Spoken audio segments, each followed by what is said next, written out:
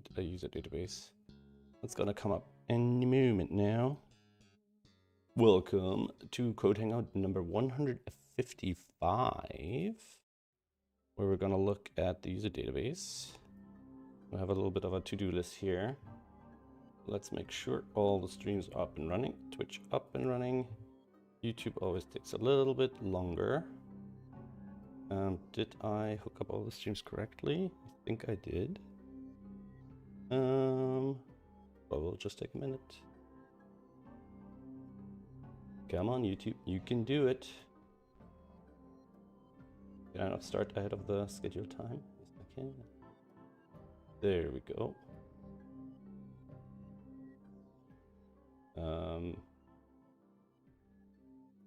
And I think we're live. Awesome. Let me actually check something quickly. Can I, if I look at my channel, what does it look like when I'm live? Okay, so I think it'll come up at the front. Yeah. All right. Welcome to Code Hangout number 155. Today we're going to look at a user database. I have been working on authentication recently. And I mean, this still involves authentication, but since I want to launch early with a closed beta, I don't necessarily need account creation as part of the launch process because I can manually create the accounts for the alpha testers, basically. So I want to actually cut that part out for a moment and just say, okay, what if we skip that? Now, that does provide me with a sign-in page, but the sign-in currently could be basically just a button sign in, and then we can do the rest, and then we can kind of slice the task up a little bit. But it'll give us an opportunity to look at the actual user database, right? So, and I want to have scripts that take care of that. So in the moment, we have this file, which is just on our SudokuPad server. So SudokuPad is kind of split in two parts. We have the core engine, which is what used to be deployed to the Firebase server back in the day. And then we have SudokuPad.app, which is basically a thin server wrapper, but it has the capability of serving some static pages, which is what this is. So these pages don't actually live with the engine, they live separately, which is good. Hey, Christine, how are you doing? And I definitely want to kind of keep this microservice pattern up for now, because it'll make it a lot easier to kind of deploy different parts and to kind of work on one thing without affecting another. Like, if I'm not even touching the engine repo, I know that I'm not breaking the engine, right? Now, in the future, there will be some tie-ins there. Probably the engine UI, kind of the menu at the top and stuff, has to move into a part which is dynamic, or it could be client-side and work via API calls. So that's another option, the single app, the sort of web app method. But for now, I'm going to look at SudokuPad accounts, which is the repo we created for the accounts work. And we don't actually have any kind of database stuff here yet. So the only database stuff with the MongoDB I did was in when I was importing the puzzle data, right? So I have a script here, which I kind of thought of as a testing script. But, while we were doing that testing, we did learn a bunch of things. So for example, we have this init database, which kind of sets up the database. So let's have a quick look. It's been a long time since I've done like serious MongoDB work. I don't even know if they have schema support, right? Or if schemas are sort of bolted on top, or if I even want to use schemas, right?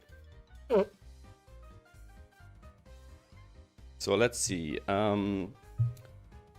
Also, I need to start maybe pushing a promo for a live stream to the promo platform I'm building on SudokuPad, which I used for the first time yesterday to promote a video Bremster is launching, where people can submit feature requests, thanks to a funding effort he made a couple of weeks ago.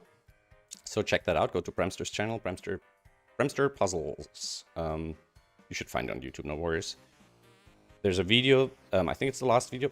He might have released another one today, but check, you'll see it in the thumbnails. Actually, let's go there right now together. So if we go to youtube.com/BremsterPuzzles, like that. If you go to, it's this one, help. It's the first one on the list, but if you go to videos, it should be, it's still the first one, right? So there's a video here, and if you go there, you can leave a comment about features you would like to see in SudokuPad, and Bremster will organize to pick a couple of those, and I'll pick one of those to implement. So check that out. I think multi-digit is currently a favorite. Do those selected pencil mark colors. Ooh, I don't. Yeah, I think there won't be that many for that. Don't vote for accounts because accounts are coming, so don't vote for those. In fact, maybe I should leave a comment. Let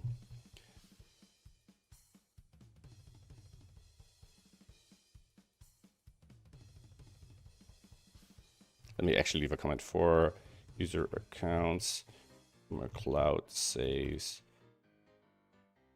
and multi-device progress sharing etc. as that is something I'm already actively work and will be the next major upgrade to SudokuPad.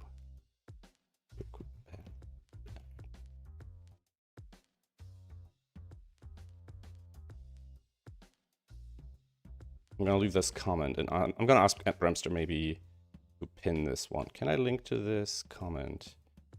Not sure. Is there a link to?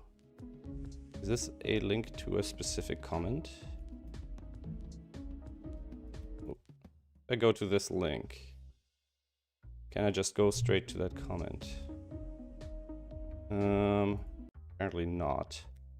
I'll leave Bremster a message.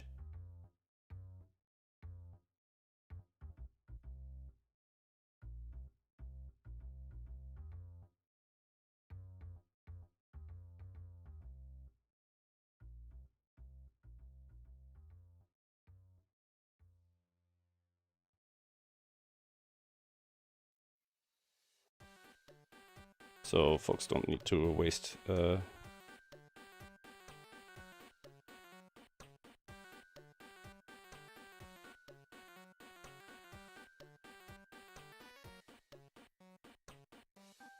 All right, anyway, let's have a look. I'm trying to move from Mongoose to MongoDB Drive, and I want to make a schema for my blah blah blah. Try to move Mongoose to the MongoDB. Defining of there's no defining of schema using MongoJS. You're using Mongo ODM, there's documents, etc. Yeah, so there's really schemas. Yeah, so I guess what I'm doing here is already pretty decent. So let us kind of start with something basic. So that's our test script that we're working on when we're importing the puzzle database. But here we don't really, we have these kind of initial microservices for authentication that we're working on. I'm guessing for user accounts, we'll basically have to run that as a microservice API. And I'm thinking maybe I should be using a modern API framework instead of Express.js and to kind of roll my own. I think Fastly is a thing, isn't it? Node.js API frameworks. Like there's a couple of modern ones. I don't really care about REST per se. Nest.js. Because Express.js is a little chunky. It's a little outdated, I think. For highly responsive real-time apps, simplifies JavaScript development, still being advanced. Fuzzy.js enables JS developers to control data through RESTful resources, meaning they don't need external data storages or databases. Node.js, blah, blah, blah. Well, you still need a database somewhere. Oop. All right, so 1 second. Oh, YouTube is now telling me I'm live. Oh, maybe because of... No, but I don't know. I've been live for 10 minutes. Come on, YouTube. Loopback. These are all things I've used before. Are these modern? Nest.js is a framework. Just built-in direct injection container, which makes it easier to keep your code module unreadable. Can create software solutions that work. There was no less about what's going on under the hood, which means debugging is tricky and takes. Maybe lacking organized prose, code is modular and structured, good ORM, connectors, monolithic architecture, opinionated architecture, not so much community support. Further, JS console uses Passport.js, which does not provide SAM authentication out of the box. Larger scale real-time application for JS could cause a WebSocket issue. Real-time we don't really need here. Yeah, I don't know if REST is really what I'm looking for.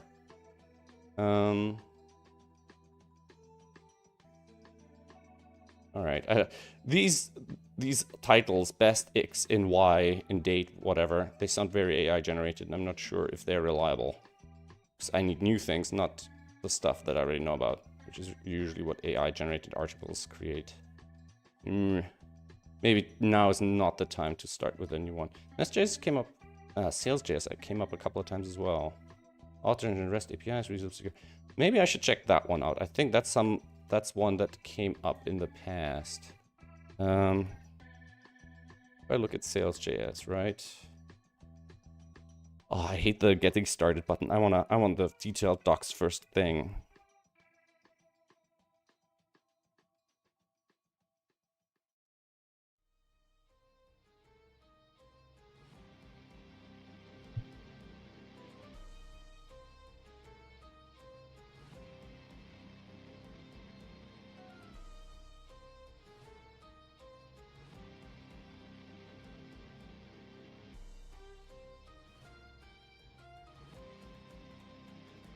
All right, sales makes sales, but yeah, okay. Well, what isn't sales, of course, a web framework, but takes a step back. What does it mean? Sometimes when we refer to web, we mean front end. We think blah blah. Sales, Sales is not that kind of web framework. Sales works great with React with Vue, but you use Sales instead of those libraries. Sometimes people talk about web frameworks, blah blah blah. Yeah, okay. I just want something that just spits out JSON, basically. All right. Is there a quick start? Upgrading, contributing guides, tutorials. Let's get rid of these guys. Contribution, tutorials. Because I don't want something where I have to create it with their toolchain, you know. I just want to load it in and use it. Full stack Java, MySQL usage, no. Contribution guide, ah no, that's the wrong kind of guide. Creating app structure concept reference. Oops.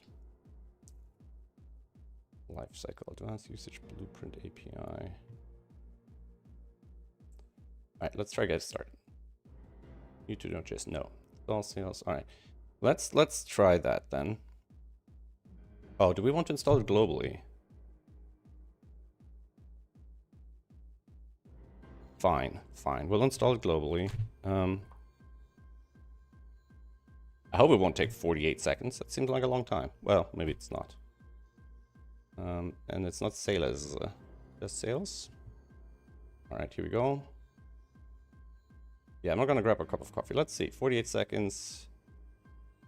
We started at roughly 25 seconds after the minute. There we go. It took less than 10 seconds. All right, so.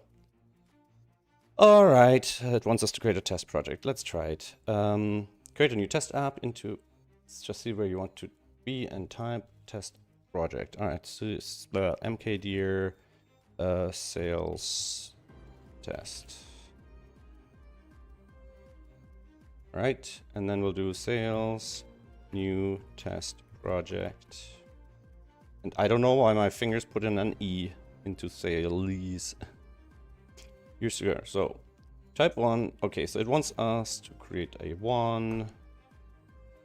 It does a bunch of auth stuff out of the box. Maybe that's helpful to us. We'll see. All right, it's installing dependencies. It is not telling me which dependencies it's installing. Let me make this a bit bigger so you guys can see what's happening down here. I hope that comes through on the stream. you'll probably want to full screen this particular stream. Because I'm on a 4K monitor and it's downscaling it to 1080p, so it's not necessarily the right scale. I try to make things bigger where I can. Ooh, I'm seeing some CPU usage, so it's definitely doing something, and this is rare. Except the CPU usage is all in the virus scanner, which means it's installing a ton of tiny files, which is usually why things get a bit slow. Oh well, it'll get there. In fact, it got there. All right, so let me see where we are. Okay, test pro. So it created a folder inside a folder. I always hate that. Sales lift. I hate when they come up with their own words. You know, start, deploy, whatever. All that stuff is fine. And we should be able. Can I not? Can I not click? Ooh, there we go. All right, generate project, few extras, email authentication, ready to go, customer sign. Maybe this is all we need. It does on full screen. All right. Yeah, this is the kind of stream you want to put on your big screen TV, you know? Yeah, I wish I could just stream in 4K, but it wouldn't really help. Most people are watching on a phone anyway, so. All right, so we did the get started. Build something cool. Your project is ready for whatever you want to create. Well, it's ready for showing this, right? It's not quite the same thing. Sales after. I'm familiar with common files and folders in your new. The thing is, I don't want something that takes over everything. I want something that I can plug into.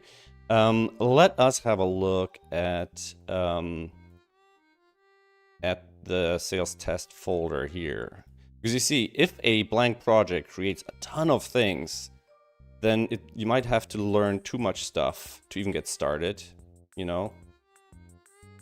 Now, this includes a whole bunch of stuff, but these are things you can do with sales. They are not required, right? Look at this. All this stuff. Yeah. Let me see. So, if I go in here and say... sign up. 1, 2, 3, 4. 1, 2, 3, 4. Sven at Sven Codes. Sven Codes.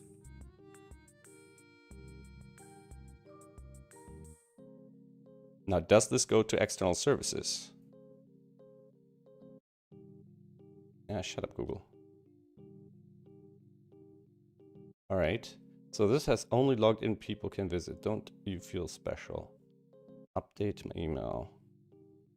So let's have a quick look at the traffic this generated. I should have cleared it before, because I'm guessing it created a lot.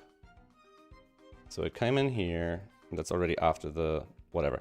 All right, so let's see. Since very email is disabled. Okay, so it didn't verify stuff, but there should be a database attached to this somewhere, right?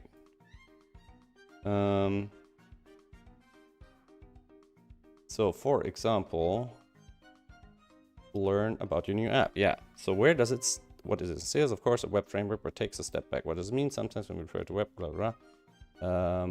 Yeah. Okay. I'm familiar with that. Where does it store data? There should be, okay, so there should definitely be some sort of config file, right? Or object relational model. So it only has, no, that's the engine. Dependencies. They're only internal dependencies. Oh, is using Redis?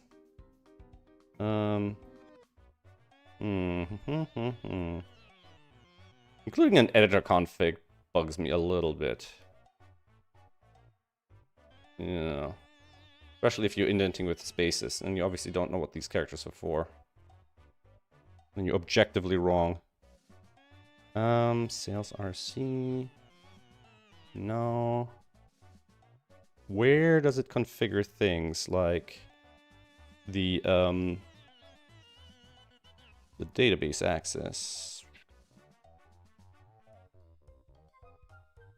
Yeah, because that's the sort of thing that concerns me, right? If I can't from here find where the data is or what happens when you're, let's say, creating an account, right?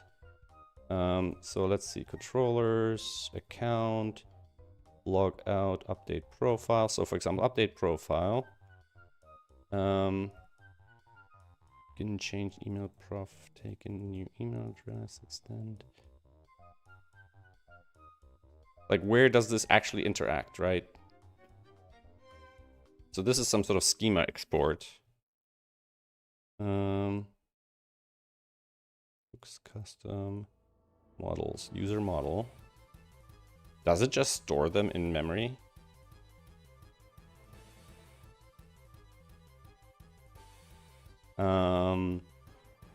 Does that mean there might be some sort of admin screen?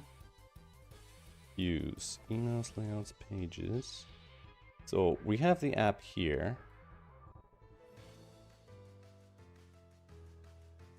We go here. Okay. Oh, wait. Let me clear this. And I go edit profile. You see, this is also something that bothers me. It's literally loading 2.6 megabytes when I press one button.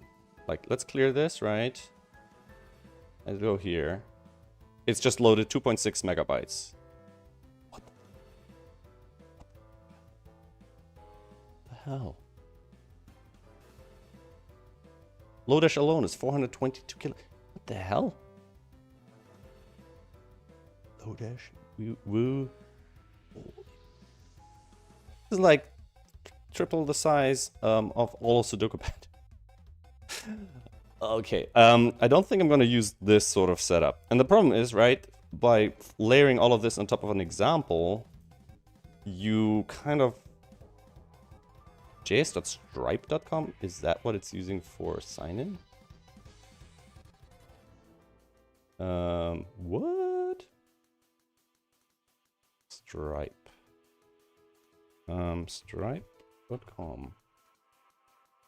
So it's tying into Stripe and it's already including that. That seems a bit much.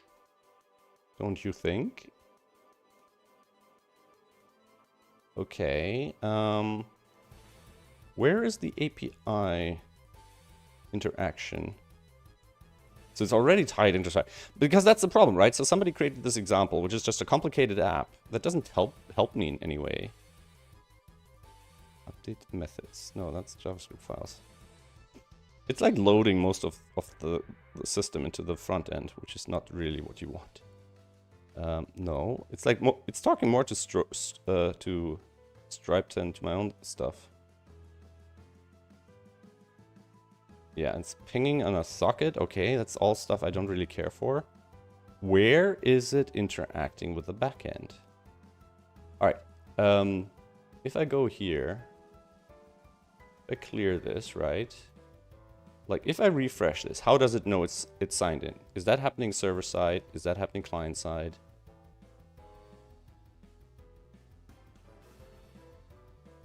I mean, it could be all happening server side, right? 2 minutes later. About a minute later. Just give it to me in seconds. I'm not an idiot. You don't have to, like, spoon feed me these things. I hate stuff like that in a log. Are you kidding me? Alright, so that's the problem, right? This example doesn't tell me anything. It doesn't tell me how it works. It doesn't tell me what it does. Maybe my brain is just old and I don't understand how modern things work. If I go back to getting started, enroll in the course, learn about your new app. Sales V1 demo app, live production app build, full stack JavaScript course plots. Yeah, sales app structure. Learn about what it isn't. Yeah, so it's just going back to here. Okay, fair enough. Actions. Anatomy of a sales app. Not general sales app can be found here. Okay. Anatomy, all right. These are just files, right? Okay, it explains something about these. Okay. Models. Know this file and it gets refused to push empty stuff into it. Okay. That's not really helpful. Entry point, sales lift, code, yada yada yada yada yada. So, like, I don't want to start things through sales. All right. I'm still not sure if sales is actually suitable for what I want to do. So if I go back to get started, is there something that doesn't do all of this? An empty sales app, yours to configure. Okay, we can try that maybe. So this I don't think is super useful. So if we do sales new blank, and then we'll do 2. What does that look like? Maybe that's more useful. Then the diff between the two should technically be what the other project is. Let me just check the Discord. Nope. All right. So this took pretty long earlier, but mostly because of virus scanning, right? Yeah.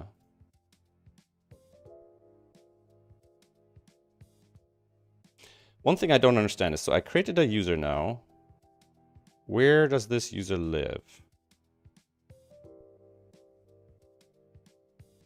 If I go here, I don't want to include config. Here we go. Holy moly. So data stores. Default. So it's using MySQL, which is actually quite nice.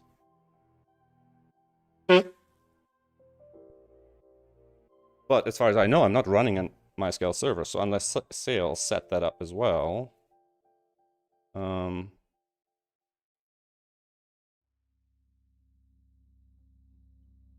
And I wish, you know, it would tell me about things like that.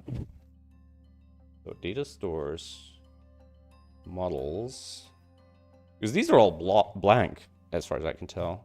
Okay, data encryption key, that's great. Local. Buckets. Okay. They try to stuff all the configuration in there. I'm gonna put that on. I mean, it's just a, you know what? It's just a test project. I'm gonna delete this afterwards. So, because these are all commented out, right? So there's nothing here really.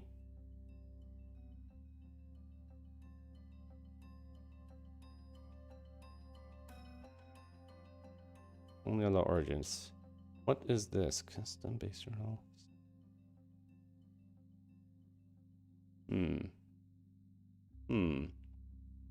All right, so if we're setting up the blank one, then we'll just what? We say sales lift. Okay, and then we're going back to this. So there's nothing there now, but there's an error page. Okay. Let's close these for a sec. Maybe this is going to be more tractable. Test project blank. Because you see, if the blank project is how big? It has 22,005. Okay, that's not fair because it includes node modules, right? Exclude node modules. That's a megabyte. That's the blank project. Like, I don't know. That doesn't seem right. Like, I don't want to have to do everything their way and learn everything from scratch. Because there's stuff I know already. And I'd like to use my knowledge. I don't want to have to fight them the whole way. Like, this shouldn't be a blank project. You shouldn't have all these files for a blank project. And then they're all blank.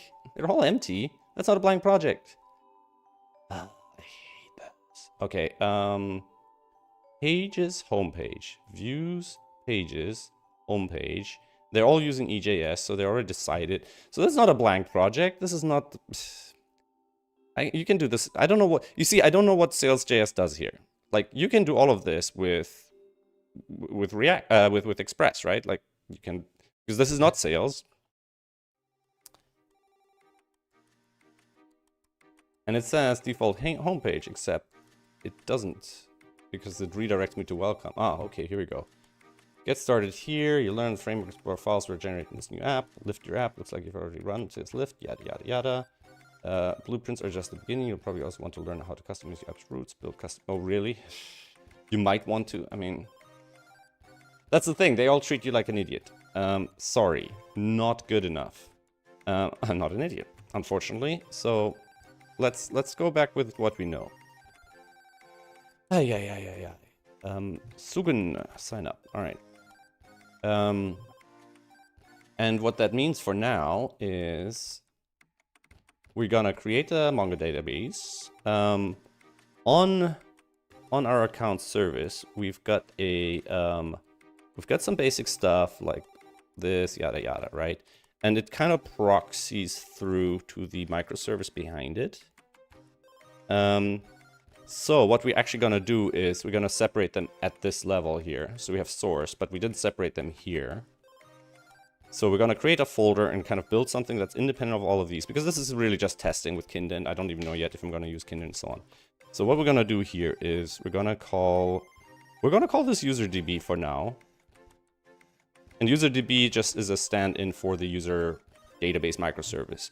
And I gotta kind of figure out what that should do for us. For now, it'll just track users, but ultimately it'll have all the user-related data, right? So it'll have the user's link to their replays and things like that, right? And then in here, we'll probably have a few scripts, including things like an init script, right? Except, is this going to be a separate script, or is this going to be like a route on the API, right? So I think what we're going to do here is actually we're going to have a file. We're going to go in here, UserDB, and we're going to call this... And with naming, I'm tempted to just call it server.js, for example, but then I don't want to have a bunch of server.js that are only distinguished by their folders. But then I don't want to duplicate things. Like, do I want to have everything inside UserDB called UserDB server, UserDB this, UserDB that, right? But in a listing of files or whatever, that's actually kind of useful. So I'm tempted to just, inside UserDB, we either have UserDB.js as the entry point, or something like UserDB server. And I think UserDB server is explicit, and we'll go with that. So we'll just do UserDB server.js, right? And that'll be the Express server that we can directly connect to, right? So we'll establish some kind of basic flow and infrastructure here, and take it from there. Keep it simple, right?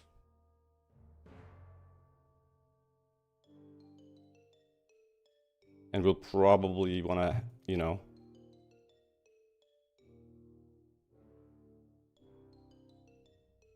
so we'll do something like const handle listen. And is it... I think it'll be, we'll need to pass the app in. Right. Something like that. And we'll want to see if there's any arcs coming in with it.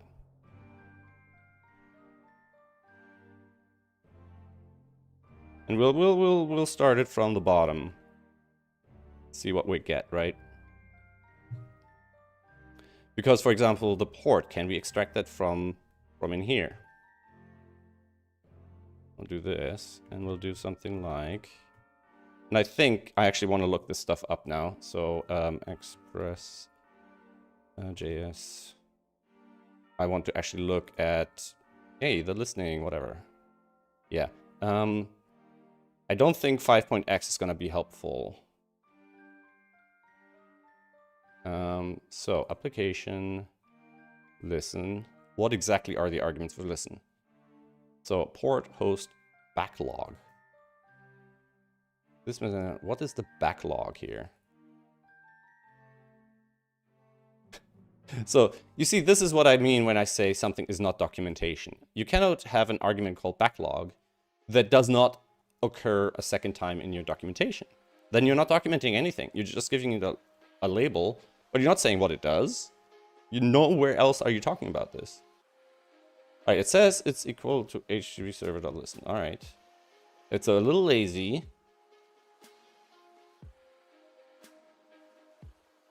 It's a little lazy. But it's also not really true, right? Because you're accepting port host backlog, which doesn't seem to be identical to this. Finds and listens for connection to the specifier. The method is identical to Node's http.server.listen. HTTP server listen starts the HTTP listening for connection. The method is identical to server listen from net.server. So we go to the next one. It says create server. It doesn't say server.listen. Returns net.server. Can we get the can we? Is any of these things listening to the linking to the right thing? So we have server.listen, but it doesn't say anything about backlog. Ah, here we go. Behaves the same as if port is specified. If a server port backlog callback. Otherwise, if path is specified, it behaves the same as server.listen path backlog callback. None of them are specified. Objects require support following properties. So I'm guessing these can be passed in as properties. Common purpose serverless functions. Backlog. What does backlog mean? Like, I've never cared about this, but you're all putting it in my face, and now I'm supposed to know what this means. Different backlog. In this case, the first backlog passed, the master process will be used. Okay, what is backlog?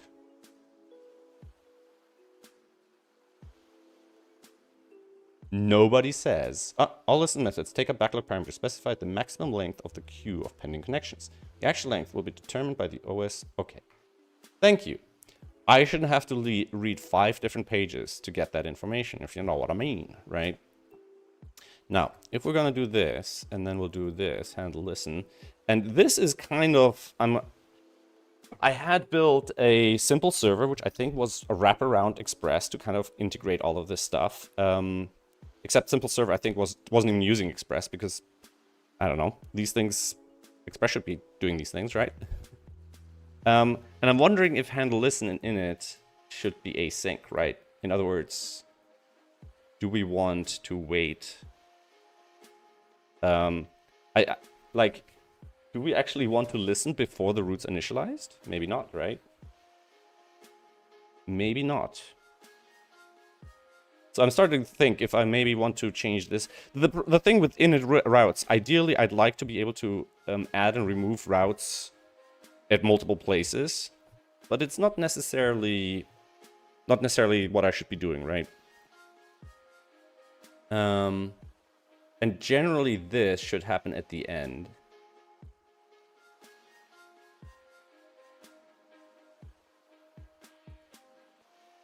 So what if I do a const start express like that? Because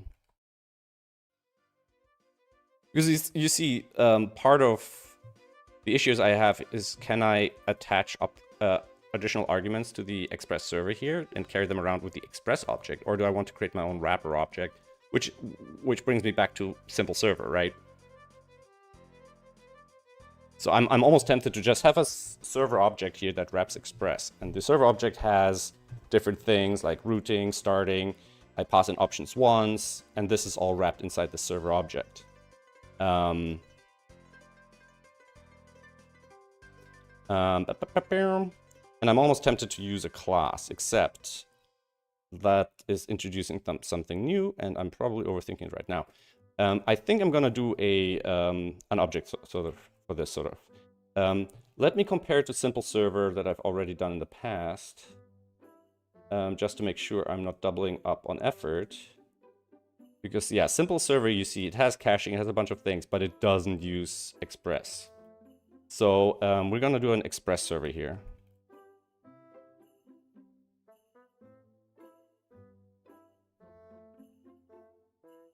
We'll do something like that, right? And then here we're going to return an object similar to other places where we've done things like that, where we're just then returning C at the end. And we're gonna create a C in here somewhere, like that. Right? And that'll be press server.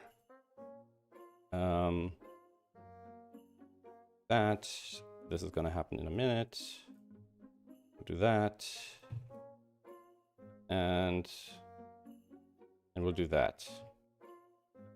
And then here we'll probably include our bind handlers,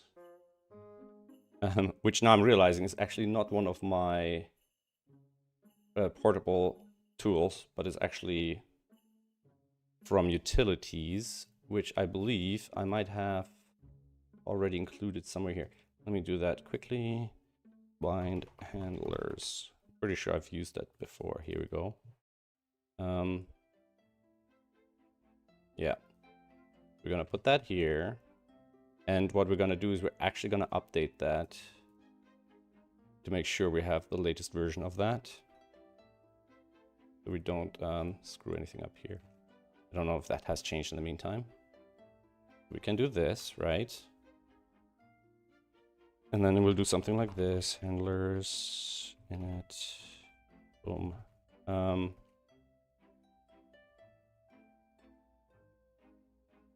And we'll just use some of these patterns here so I don't have to do anything new. But I heard a knock. Right? And now we don't need the arcs, the app thing to pass in.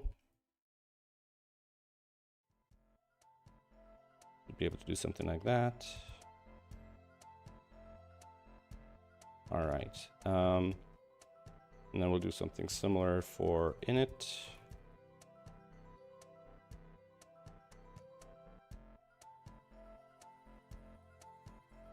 Like that. And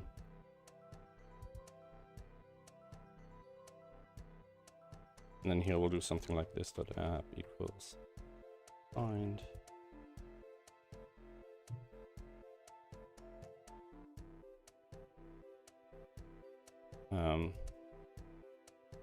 Probably should do something like this instead of calling it app, right? This.ops equals ops. We'll probably want to do something like this. And we might even have to do a deep copy here in the future for obvious reasons. We'll have init, we'll have start.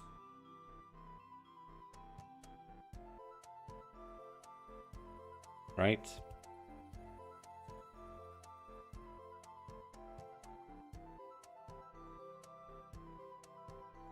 And then the roots we kind of handle separately, right? So these we're actually not going to use right now. What we're actually going to do is so this is going to be new press server, and we can potentially add opts here as well. We'll do something like this.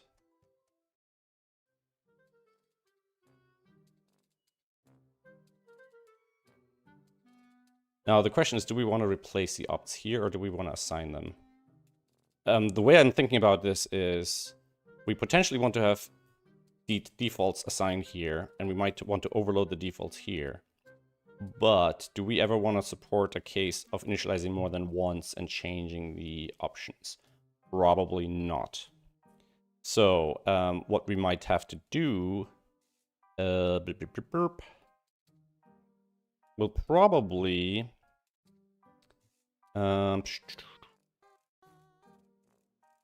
because, you know, the other thing is, what if the options aren't available here? What if we want to start up the server first and then configure it later? I think that doesn't make sense. So I think we can actually get rid of that. And then we'll just do something like this. Like that. Oop. Put that there. And then here we'll do something like that. Right. It's time to maybe start testing this. And we'll test that using a script straight from the start. So I'm gonna do a UserDB here. And then we'll just do something like note src UserDB / UserDB server.js. And if we do npm start UserDB, it'll do that.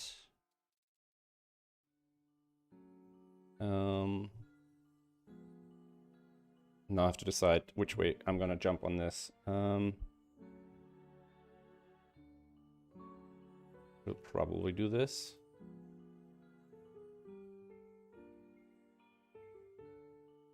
We'll probably do these. Require is not defined. Well, we don't have require anymore.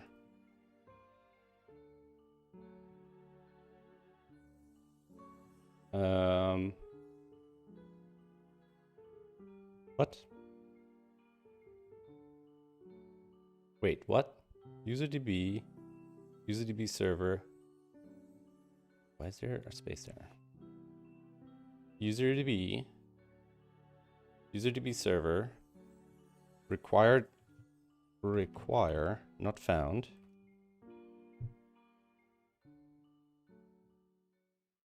Internal dependency, really?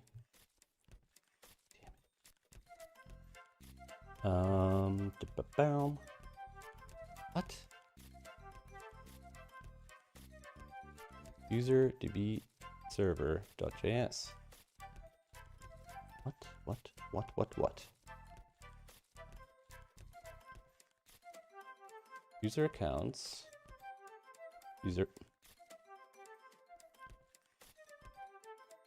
What? What the hell? So, node source.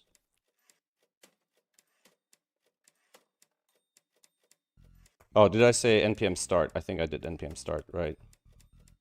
Oh my god. Run. Alright. Okay. Alright. So, we have that. There shouldn't be any awaiting in here just yet. And then we'll should be something like await app.start. Console.log started. Right. And then we have start here. And the start is actually going to be the call to listen. This dot handle listen. And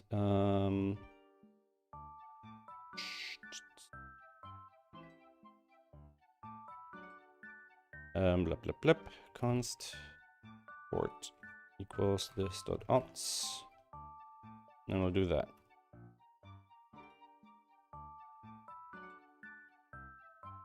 And we'll probably do something like this, and we'll do something like express. No, we don't want to overload express like that, so we'll call this app. I don't like it though. I don't like it. Because the word app is used all over the place. What if I call it server? So we can call it server. We'll do this. And then we'll do server.listen. Does that make sense? Now it's listening. And no arguments going to this. But we can do this. We'll do this. And we'll probably nodemon this. We're gonna restart this a million times. Now I just want to see, we should be able to extract the port from the express thing.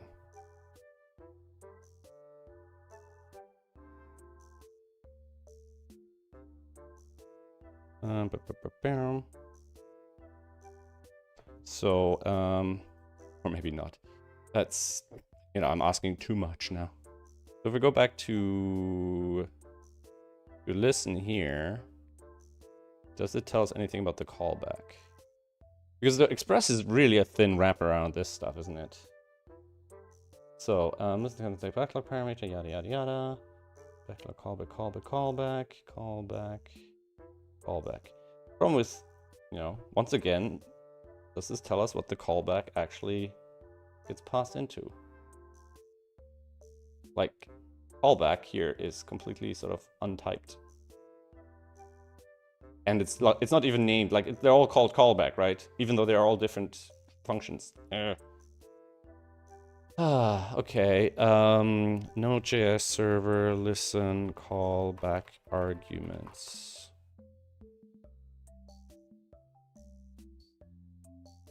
Any idea? They know that we don't need to run a command, la la la. Or appearing, there's a selection.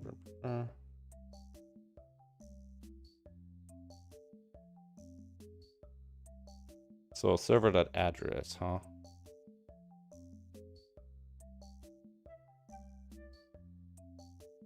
Where does the server come from?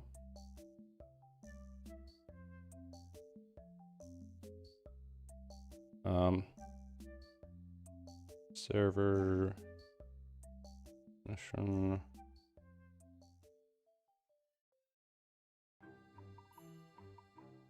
Do we have access to the underlying server object? Express bonds app all delete blah blah blah. Parent post put render roots properties application. The app already conveniently denotes the express created by calling yada yada yada. Conveniently, yeah. A restaurant, yeah. It will be a render root, whatever. Locals. App locals. Object has a property or local variables within the application will be available. Templates render. Yeah, okay. Mount path. Express.js address. While still executing. Server app. So that's, you see, this is one of these weird things. Like, this returns the server, but we don't have access to the server inside. And then you're going around and round and round and round, and you're going back to, I've done this 5 times before in my life, I'm sure, if not more. So I'm really actually looking at this, and then this dot server equals app.listen, and now we have an app and a server, and apparently we don't have the server from anywhere else, which is ridiculous. Started, yada yada, boom, here, and now we have a server here. So we should now be able to do app server ops, and then we should be able to do server.address, right? And then we're here. Okay. So, Node.js normalize server address. Is there a way of getting the address to IPv4? To get like an IPv4 address out of the server? Probably not. If I do this, right, it's just going to say 3000. Then we can just do a list, listening on port. I mean, I don't know why we output this as a debug step. It's probably not that useful. All right. But you see, that's why it's kind of handy to have this object, because now I can hold on to the server object and it's not just flying around as a global variable somewhere pointlessly. So then we can get rid of all of this, right? And then init roots needs to happen outside of this thing, because init roots is what the thing does. Right.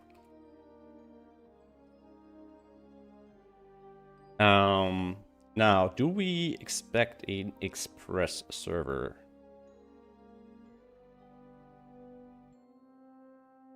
Probably. I'm just trying to think, are we better off injecting, like, routing these things through to here? You know, so we can do something like, so we can have 2p.get.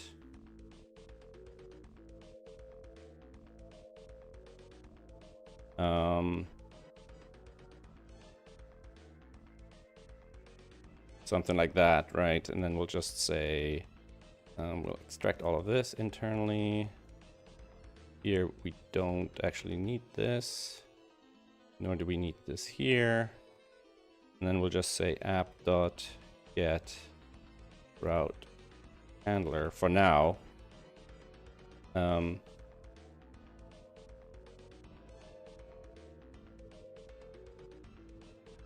Now I'm like here I want to say app, but here is app too. So we have multiple levels of app, and that's bothering me. So I'm gonna call this exp or express. And app to me should be the top level.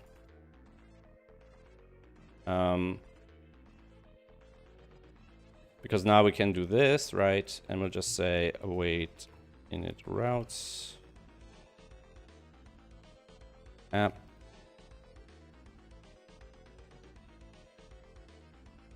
We can do something like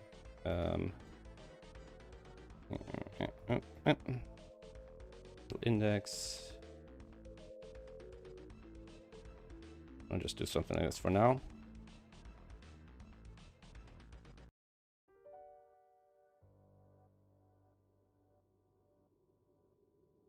Async. And I feel like this is exactly what I wanted, something like sales for. So I'm not reinventing the wheel over and over and over. But my gosh, the wheels you can buy in the shop are pretty crap.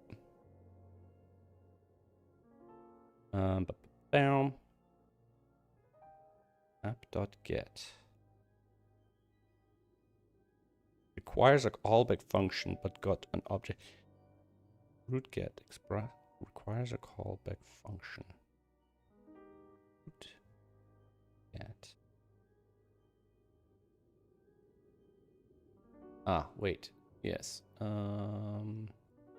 Handle index, I think. Client. So I'm using this to pass things into the handler. The handler here should be able to reference this somehow. So what if we do this?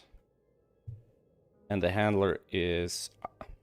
I don't think I can bind this kind of function, right? So I'd have to make this like that.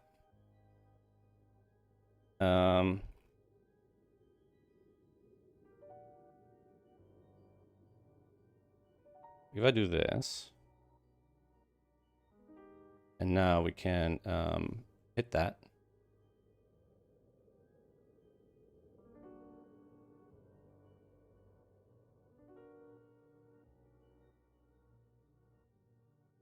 Maybe. If we are eventually starting.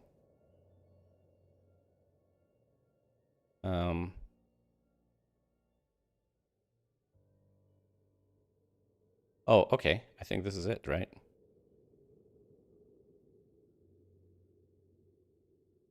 Wait, what? This is undefined. Handle index. Args. Alright, yeah, because the args are whatever, right? Let's do something like this. Then here, we'll probably bind it to this. Right? So this becomes Express server here. So we should have access to everything via this. And we have 3 arguments, which is request, response, next, right? Yeah, it's these 3 guys. The unholy trinity. So we can say something like request.url.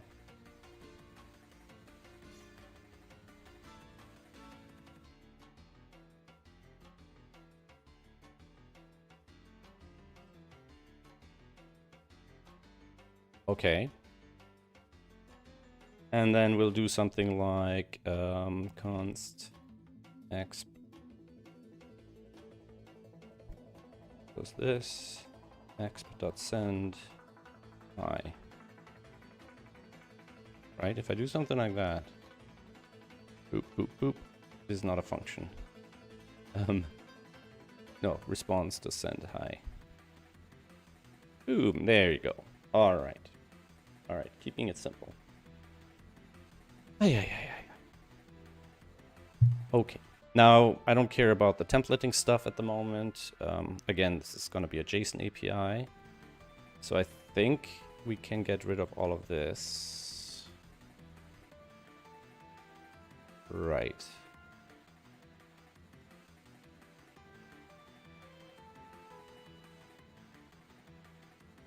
And the database initialization, how are we going to manage that? That's the next question. So we definitely want to bring the databases in here. And I'm realizing I'm getting a lot of these windows floating about. Let's keep that under control. We have access to Mongo here. Yes. Pretty sure we have. We've done this before. We've tested this before. Right. And now the next step is to initialize the database and figure out where and when and how we're going to initialize that. So I'm probably going to keep the code in here, but I don't know if I want it as a route. So I don't want to... Do I want to have a setup route which basically wipes everything, right? Probably not. And in fact, now that I say it out loud, it probably should be a completely separate service. So there should be sort of a master service which sets things up. Except that probably should be a service. That probably should just be a script that gets run. And I think I just touched the volume. No. Okay. It's just that playlist is a little inconsistent. Okay, so for now, let's just create a little... let's just do it properly and create a separate script, right? So we'll just save this as UserDB init.js, and it's completely independent, and then we don't run it by accident or whatever. We'll probably want the same stuff here, right? And if we're looking at one of these, should have MongoDB stuff going on. We'll probably want to do this, right? Boom. So we don't overwrite .config or whatever. Right. Then we'll have something like that down here. No, not here. Well, let's grab that. Boom. Boom. So we'll have something like that. Boom, and then this will be UserDB. And I'll probably do it something like this, pad_UserDB. Options, express, port, yada, yada, yada. Actually, we don't even need express here. And then here, we'll do something like that.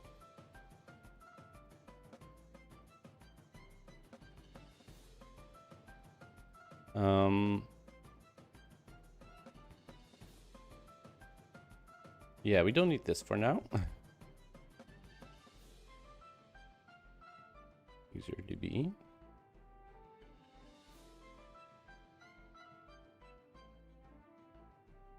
And then over here, we're doing that.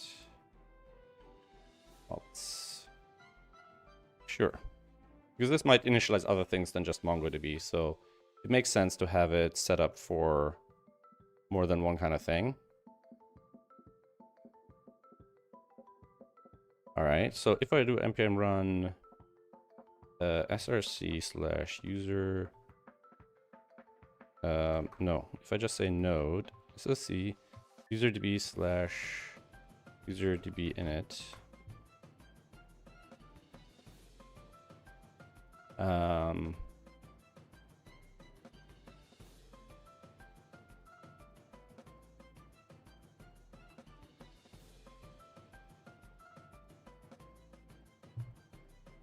why does this not exit?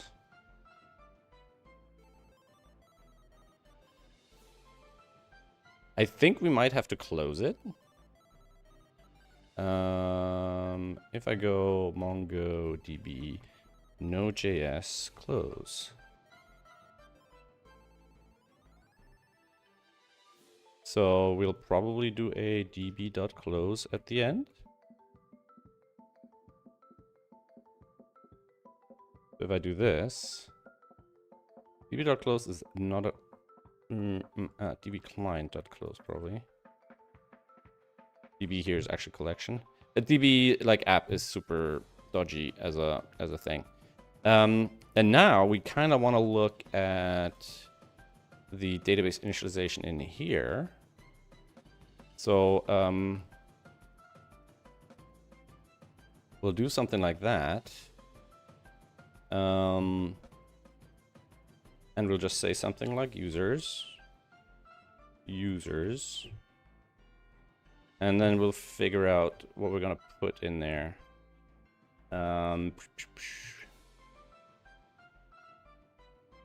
Users, not short ID. So for example, do we want emails to be unique, right? Which means only one account per email address, which is not necessarily what we necessarily want. Like, we want potentially have a user be able to have more than one account per email address. Except they might be just set up as different user IDs under the same account, you know. So that's now where the whole sort of normalization theory comes in. Hey, Thomas, thanks for popping by and saying that. Really appreciate that. And I don't want to over-design things at this stage. So maybe emails is not even, because you can imagine like to have a structure where you have sort of a kind of, imagine you have a master account. And then under this you have sort of kind of channel accounts, I'll call them now. Kind of like what Google does, right? Where the master account, like, you know, for example, on YouTube, I have, like if I look at this, right? So I'll have my account, but under this account, I'll have multiple levels of channels and aliases. So I log in with one account, but I have so they manage one kind of authentication account where you can expect a email address to be unique. But then let's say, I don't know, I want Cracking the Cryptic to also have a Simon and a Mark channel and a whatever, or a Cracking the Cryptic video sub channel or whatever, right? So this is now where we're starting to think about kind of the structure. Now, since we're using MongoDB instead of an SQL database, we don't actually need to normalize everything, and we probably shouldn't. So we probably want to maybe do a little bit of ASCII art over here. So data layout, let's call it. So something like we'll have user, right? And then the user will have channels, for example, right? And then each channel has a channel name, and each channel has its own kind of data sync and all this sort of stuff, right? So then the user will have auth data, right? And then channels are kind of like that. I'm just gonna put channel in here. And then channel would be channel name, just name, puzzles, right? And then we'll go further. We'll have puzzle here. Let's compactify this a little bit. Right? And then puzzles will have different versions and things like that. So this is kind of where I get scared, because this could be very important, very complicated, and there's no right answer. And those kind of tasks are very difficult for me to do. So I might want to think about it from the top down. It's like, hey, as a minimum sort of prototype right now, what do I want to be able to do, right? I want to go to a page, and I want to press a start button or whatever, a sign in button, right? And I don't necessarily need to do the separation of the UI and the microservice in the back right away. So we might actually want to reuse our whatever, and we might actually look into doing a bit of a template thing. Or let's go back to, where was this? Or we create some sort of static pages to just emulate that. Maybe that'll be a little easier for me to sort out. So where are those right now? If we're going to here, and we'll go to here, and we'll go to demo, we have this page here. So for example, if we're gonna do something like, let's create a new page, and we'll save it as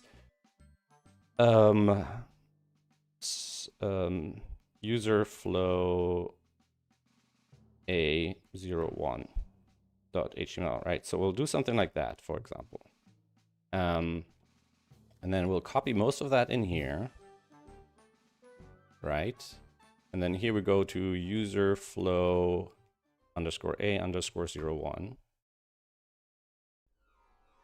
And we'll do that. And now I'll have to probably set up a slightly different script to get the server to actually do that. Watch www. So we'll do npm run watch dub. So now if we're going to here, save that, it should now reload. There we go. All right, so now we can mess with this. I'm gonna make it a bit smaller. And we're gonna get rid of all of these items up here. Like that. Right? Oh, are they a different height? Oh, yeah, that's not great. So then we'll call this user flow _a_01. We'll get rid of all of this. Like that. Boom. Right. So this is gonna be our sort of playground. So we're just gonna have sort of whatever, h2 login, boom, h2. And then we'll just href, we'll go to user flow 02. And we'll just call it login. Yeah, it'll be like that. And boom. And then that should take us to login, user flow. Boom.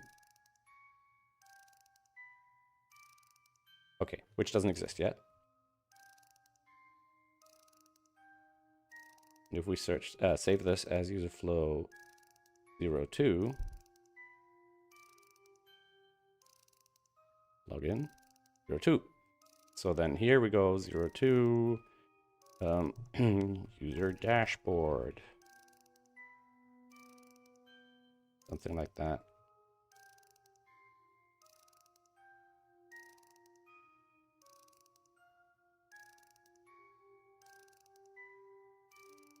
I think we're just gonna do it like this.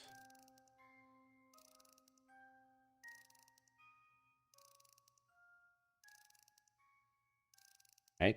And then in this one, we could have a logout, and then this goes back to 1. We can go log out, log in. user dashboard, right? And then now we can kind of say, hey, where do users want to go, right? So for example, here, do we really want, where would we pick the channel, or would the channel come under this thing, right? So we could do something like h2 channels, right? And then we'll just make table, maybe. No, we're gonna keep it super simple, right? So we'll do something like unordered list. Then we'll have a list item, channel 1, and then it will have something like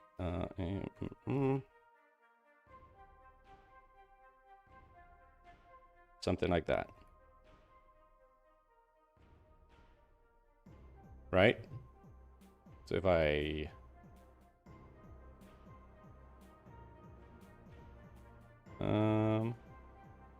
what took it so long?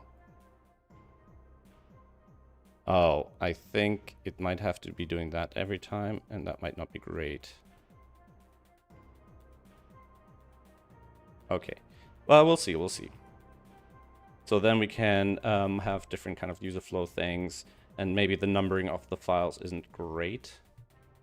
So maybe we'll call these user flow dashboard, right? And then we'll do, can I not, if I rename this,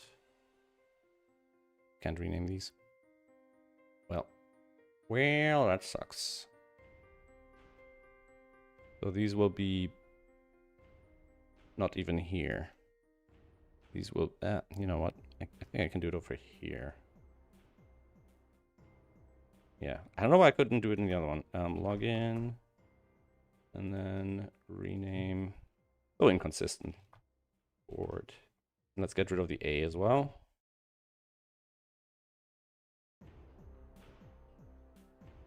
Right. Actually, we do want to.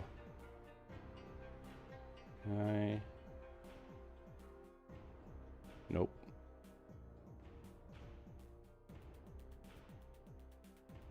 I just want to do that for space purposes.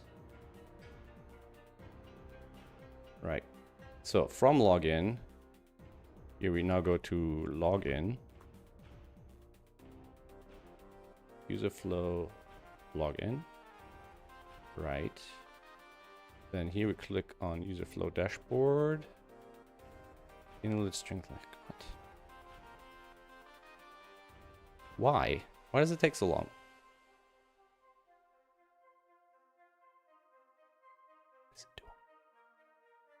There's something about this it doesn't like. I'm actually gonna have a quick look at that because it's obviously trying to interpret these as puzzle IDs. And I'm pretty sure it's not meant to do that. Let's have a look. Find invalid string length. Okay, so that's handle server request. So that is probably inside here.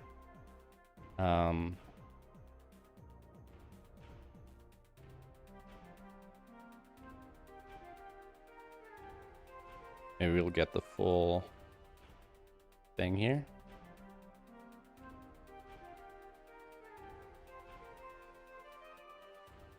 Wait, we haven't updated this one yet. So here, logout should get back to login.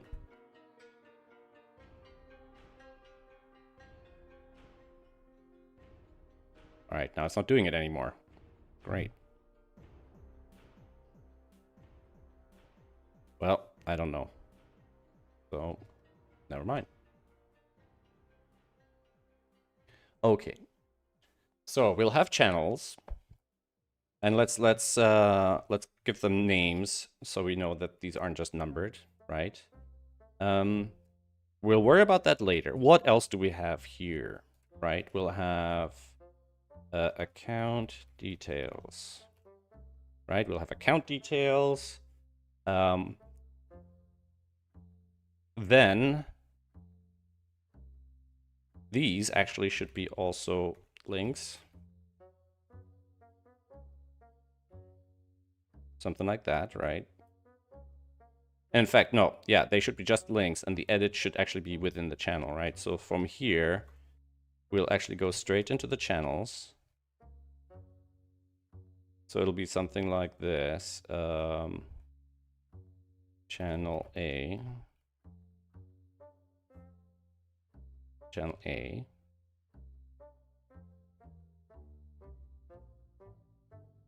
And that'll be saved as channel A. Right.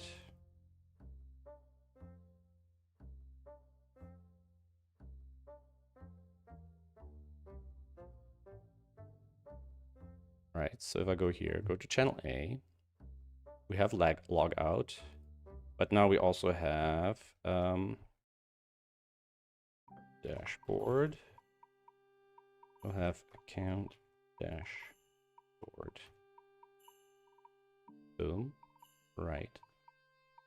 Not sure why they're on top of each other here.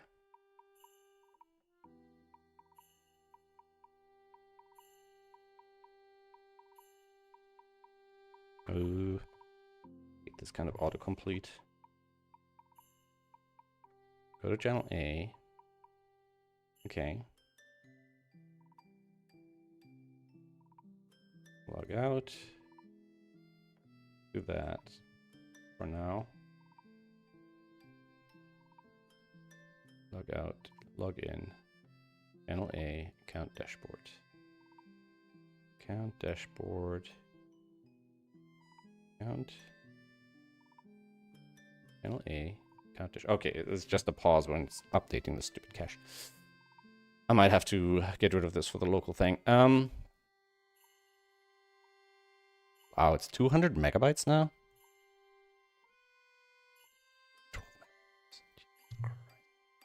Alright, anyway.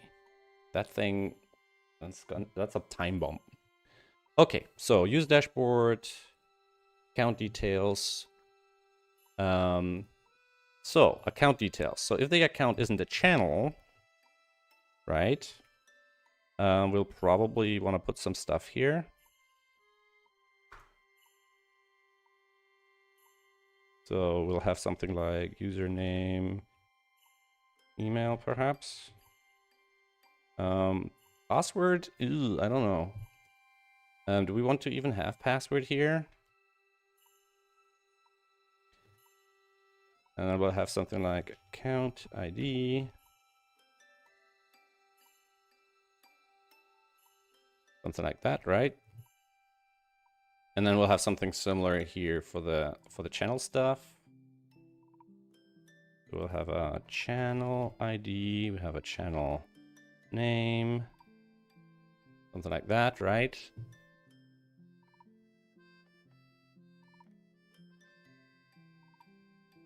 And then the channel is where we keep the videos, the puzzles, right? I don't know if the puzzles, if we want to connect them straight to the root account, we'll probably want to have like a default channel as well. So there might be a channel that it goes straight into.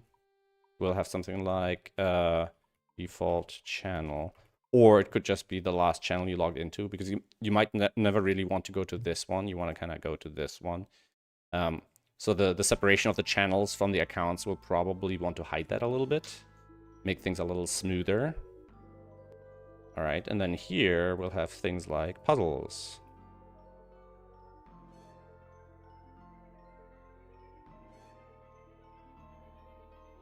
All right, and then here we'll have puzzle A times 2, something like that.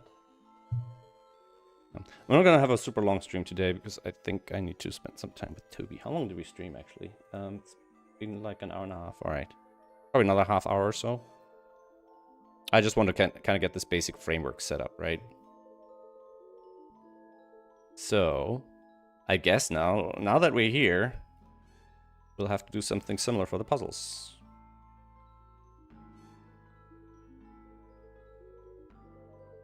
I'm gonna put a space into these, actually. I regret not doing that sooner.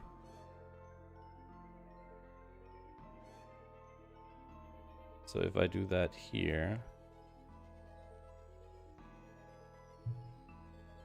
like that, and then I'll say open channel A, and then close this without saving. Puzzle A, puzzle details.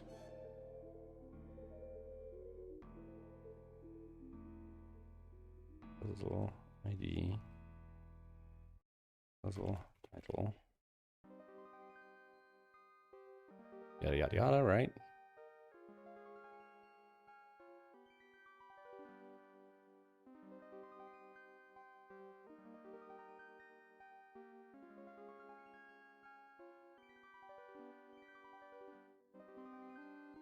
So here we basically want to go channel A. Channel A. We go to puzzle A, we go back to channel, and here can we go back to account dashboard. All right, and here we have puzzle details, yada yada, right? Puzzle author.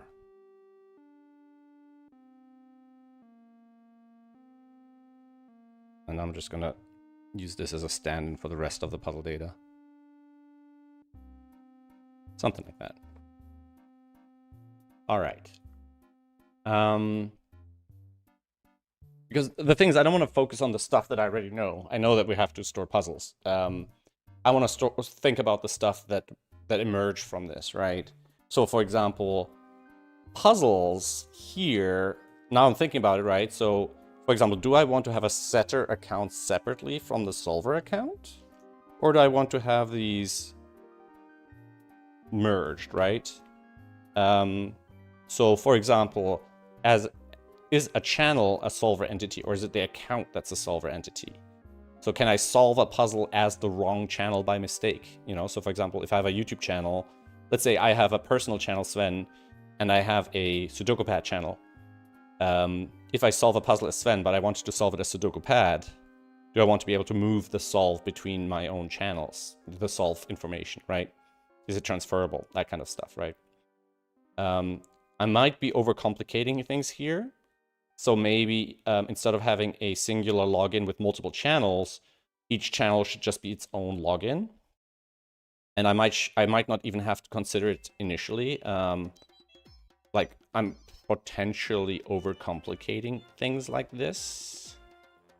And now that I'm saying out loud, for sure I am. So I'm probably better off having like individual channels as the user accounts. And in the future, enable a sort of admin account that has a singular login for multiple channels, or multiple logins for multiple channels, or whatever, right? So I think at this point, I do want to express that, right? So how about we rename dashboard from user dashboard? We're just going to call it dashboard, right? We still have login. We'll change account details to channel or user details, right? So user ID, and then we'll have something like channel name here.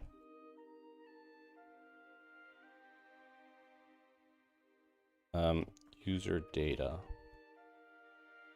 or we'll just call it login data, right? And then we'll move the puzzles from here to there. We get rid of the channels.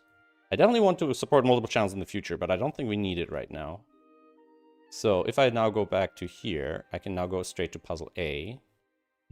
And then from puzzle A, we just go back to dashboard. And then it's going to be much less confusing for me and the users. And for the, you know, the minimum viable product, this makes much more sense, right? So we have a user, channel name, login data, right? So now the puzzles. I think we should separate solving and setting. So I think we want to have two lists here. And maybe that's where the channel comes in, right? Maybe the channel is where we're publishing puzzles. And the channel can be... but the thing is, a channel is independent of the list of puzzles, right? Because you might want to publish the same puzzle to multiple channels. You still own the puzzle if it's published on somebody else's channel, right? So we definitely need two lists here. We need setter puzzles. And then we need solver puzzles.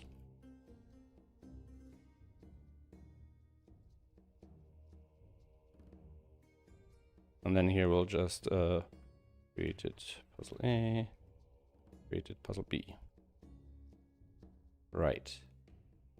And then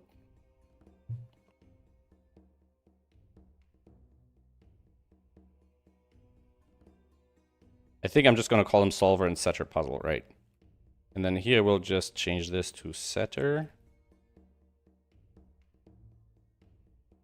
Right. And then we're just going to open puzzle A as we're going to rename it. And then we're going to open it. We're going to close these. If I do this and I go to setter puzzle A, I'm just going to rename things here as well. And I'm probably going to take some of this boilerplate out here.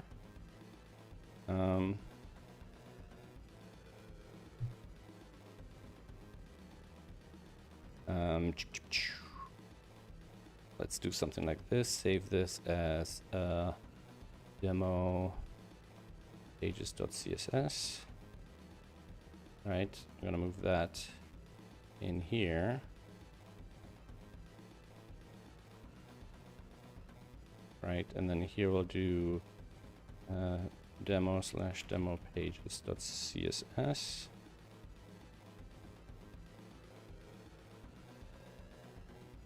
And let's do that here on the dashboard just so we can confirm.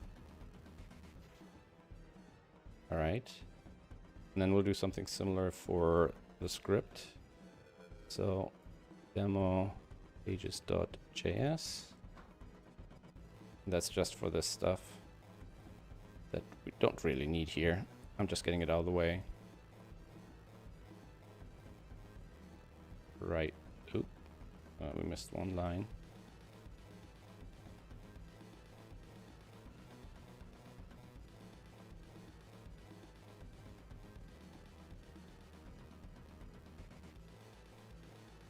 Wait. Wait. I'm gonna take it from here instead. Is that gonna grab it all? Like that. Boom. Demo pages. Photo done. I'll do. I think the CSS should go up above these scripts, right? And here we just do demo/demo pages. Actually, let's keep these together like that. I think it makes more sense. So this is the dashboard one. So now we just take these two and then put them in here like that. So this is puzzle A, setter puzzle A. Boom. And then if we go back to log in, we can do the same thing here. Get rid of these two items. Do this. Should look the same. Dashboard. Setter puzzle A. Now all of this is a little bit smaller. And ideally we move that out of here as well. But that's fine. And then we'll take this one. Save it as solver puzzle A.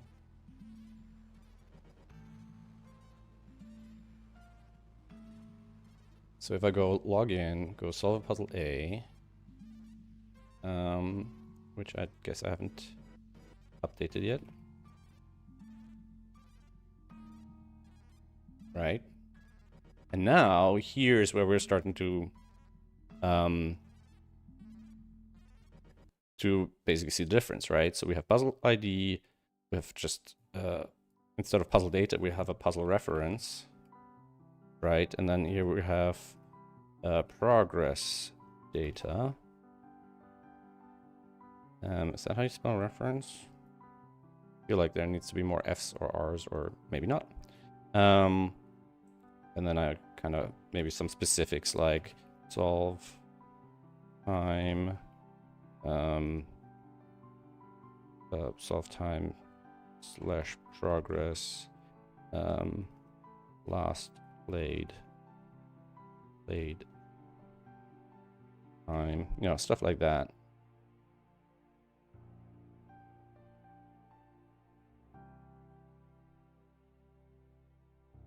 All right.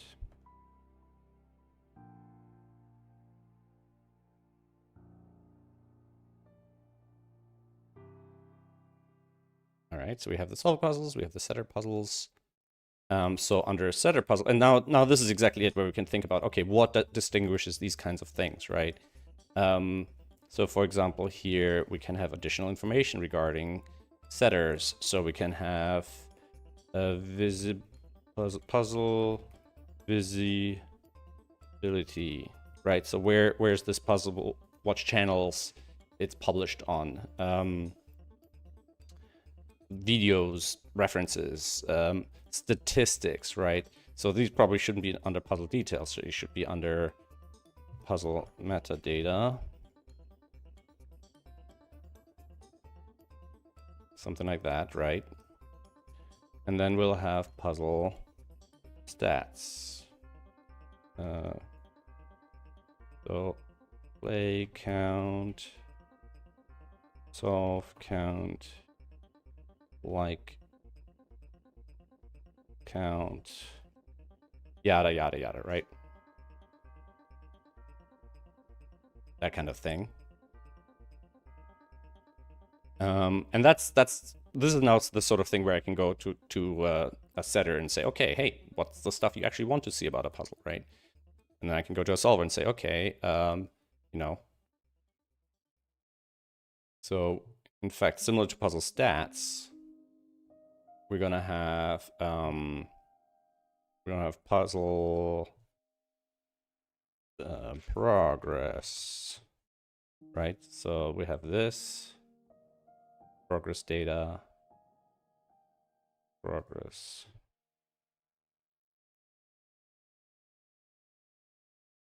We'll just have puzzle reference here, progress data. The puzzle reference will include things like titles and whatever, but it's obviously not stored here.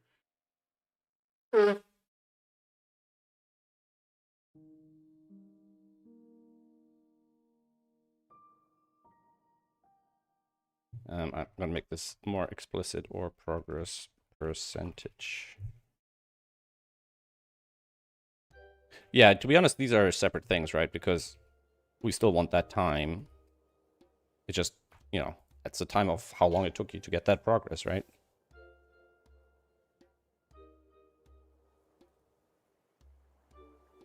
And then we could have like progress stats, right? We can have progress stats. You know, shown, count, yada yada yada. Oops. Could be also like solve time graph. You know, that kind of stuff. Just throwing some things, some placeholders in here. We can go back to here. And the setter list might just be empty, right? So this is where we have like a upload button or whatever. Now, if we go to the setter puzzles, this is also where I want to start managing variants, right? So the question is, probably at this level, right now we'll just treat each puzzle entry as an independent thing with a separate ID. Anything that has its own ID, right? But kind of, we probably want to start looking at puzzle relationships, right? Puzzle links, like variant type, root puzzle reference.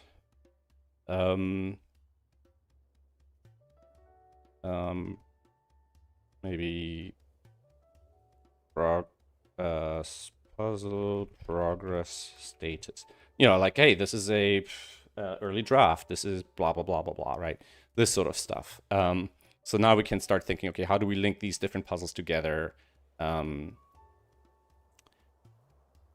right, sorry if I'm not super structured with this stuff, but this is what I find really hard. It's like, I'll know the end result to be good or bad when I see it. And I'm in my brain somewhere, there's all the bits and pieces I need, but I find it really hard to put, like, you know, the domino ends to end to make a line for some reason. This sort of structured planning stuff. So, yeah, it's difficult for me. And in fact, it's so difficult for me, I think I'm going to take a break because my brain is feeling like it's on fire. And I haven't quite managed the 2 hours of the stream. But at least we got a start on this. And this is even stuff that I don't mind uploading. So this is kind of just, I might have to add like a little note that this is just demo stuff, right? But yeah, we have login, dashboard, user details, solver puzzles, setter puzzles, you know, and then we can kind of see more and more bits and pieces like that. And we'll probably also have like tools, kind of like, yeah, maybe that's something we can add now. Here we'll probably have a tools section, right? Sort of tools and actions. Tools and actions, right? And there'll be like things like sync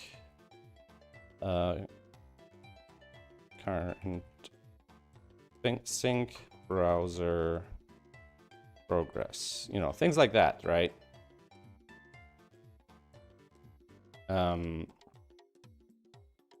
Sync browser progress, download setter puzzle backup, solver puzzle backup, you know, like download the backups, things like that. I think that makes a lot of sense. And now I'll probably have to start sleuthing a little bit on Brems's video to kind of look at the specifics of what people are looking for when they're kind of requesting features related to user accounts, you know, because like, okay, synchronizing state, all that stuff.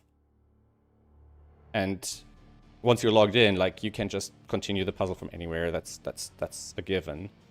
But maybe there are other specifics, right? Maybe they want to control the visibility of their solve progress or whatever, right?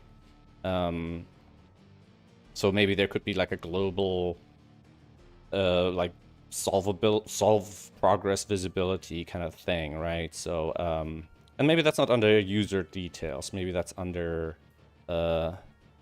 visibility, like user account visibility, user puzzle progress visibility, etc. I mean, this is where we want to have things like I don't want to appear on a top list. I don't want to, you know, or I don't want to show the bottom 10% performances or whatever. Like, people are very sensitive about this stuff, so we definitely want to have control over these things. But maybe it's not something I should include in the MVP. So I have to be a bit careful as well. I don't want to throw everything that could happen. I want to throw in only what we really kind of need, right? So for example, for the puzzle data backups, maybe it's enough to have it per puzzle. I don't know. But we'll see. We'll see. To be honest, these are the kind of tools I will use myself. You know, like as an internal sort of data transfer thing. I'm definitely think so. I can't select text here. I think I do definitely want to enable that. So if I go here and I look for computed, and then I'll say user select none, and that's defined where. just on HTML asterisks, right? So we should be able to just say HTML asterisk user select. And what are the options? What are the options here? All auto contain inherit initial. So I just say initial and do that. Yeah, then I can select things again. Selection color's odd. Where did that selection color come from? What the hell? What the hell, man? What the heck? CSS text selection color. I've never seen that before. Is that used as some sort of invert or something? I don't think I'm doing that though. That's so strange. If I select it all, and then I'll say this, for example, right? And I go compute it, and I go color. What's it actually gonna show me?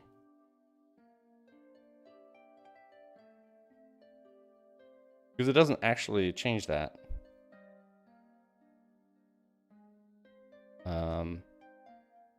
That's so weird. Can I search for...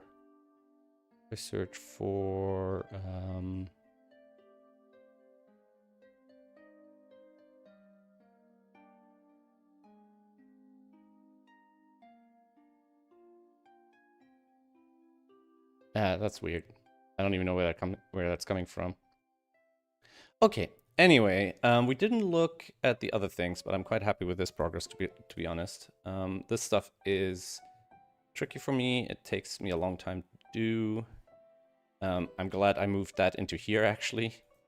And we need to do this before we start creating database files and all this stuff. Let's have a quick look at some of these issues. Maybe I can do something else that's useful before we call it a day. If I go to, let's say, something like this. So if I have... So basically, it generates extra columns here for additional tools. If I disable the pen tool and then refresh, it's like this. Whoops. It's like this. But if I enable the letter tool, somebody reported it would create a blank column. Maybe on the mobile layout?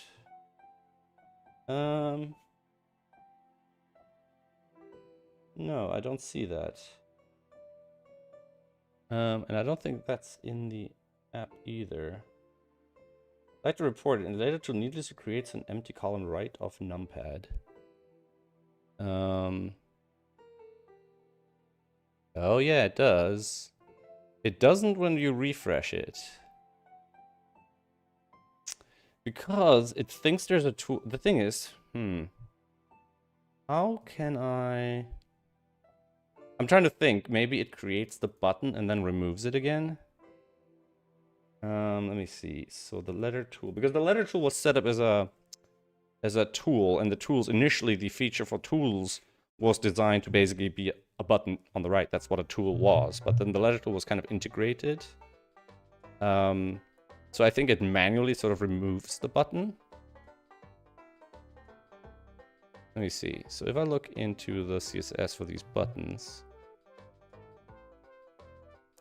like I'm wondering if it creates a button and then removes it again.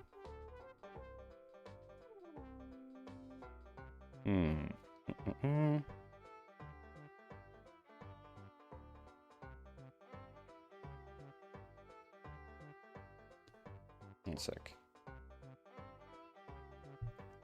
This tool is false. All right, let's see. Maybe that's what's happening. Maybe it'll first create it and then it checks for is tools and then removes it again.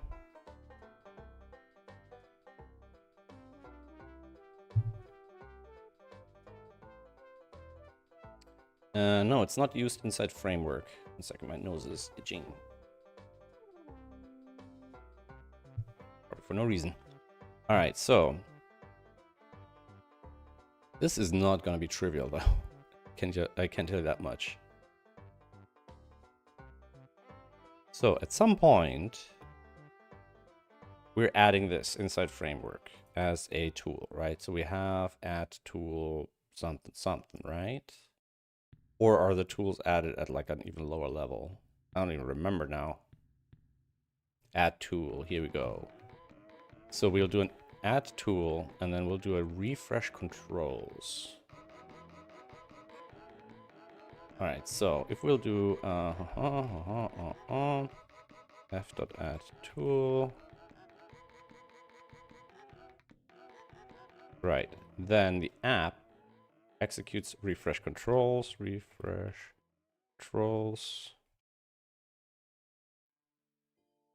app dot refresh controls. Right. And that's kind of where it happens, right? So if I do this, and let me just disable that. We'll do don't pause and start. So if I disable the ladder tool and enable it, this happens. Disable, enable. Okay. So I'm looking down here and I'm seeing it all jump. So let's clear that. Enable ladder tool. Add tool. And if I'm not in this mode, it's not doing it. Only in mobile. Or is it size based? Could be size based. I can do. I think if I do this as responsive, it still happens. Okay. So it's based on how much space we have behind the dialog, right? Yeah, and if you look down here, you can just see the buttons jumping back and forth. So refresh controls seems to happen.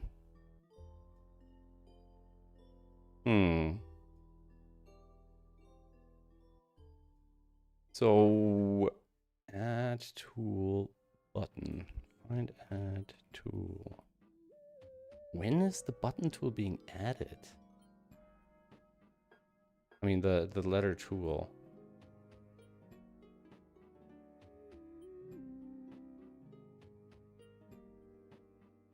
Is there something else happening here?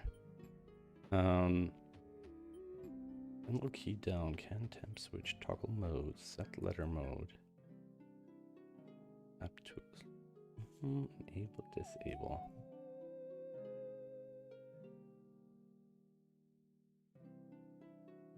I'm guessing these will get called. I need to have this up, I think, for cache refresh. We can actually do this probably. Only if I do this as well. All right, so if I do this now, clear this.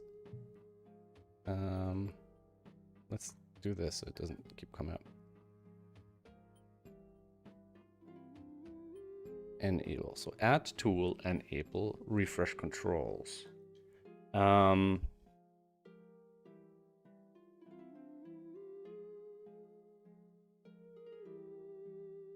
So something happens.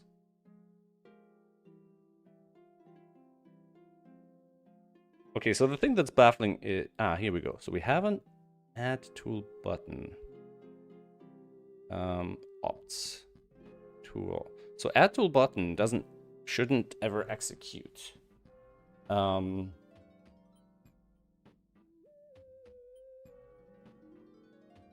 Add control button, remove control button. Let's see if that ever executes. If I do this.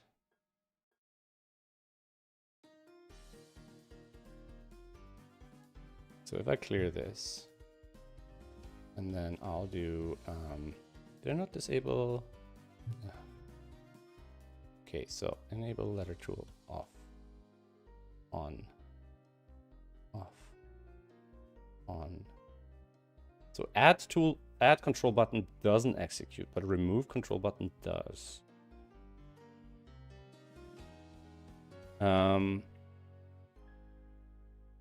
Let us have a look at these when we're doing the refresh.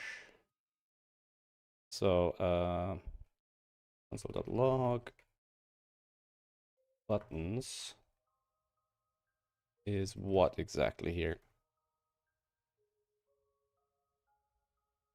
Controls button. Problem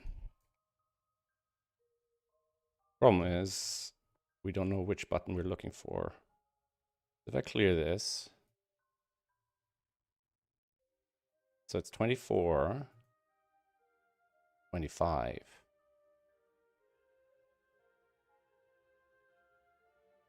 And now it's 25. Controls, normal center corner, color, undo, redo, check, select. This button does get added though, but nothing over here.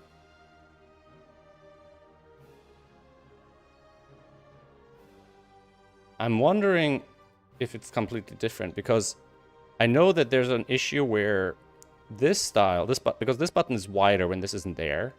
So if I don't change that style, it gets pushed off to the side, which pushes these out.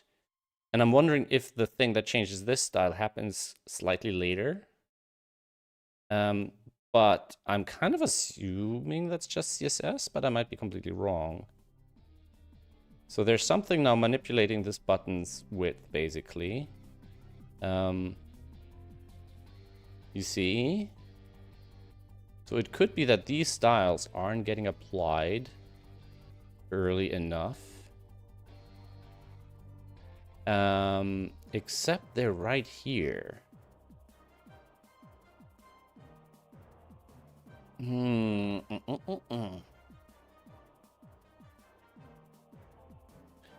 Well, if that's the case, we should be able to just wait.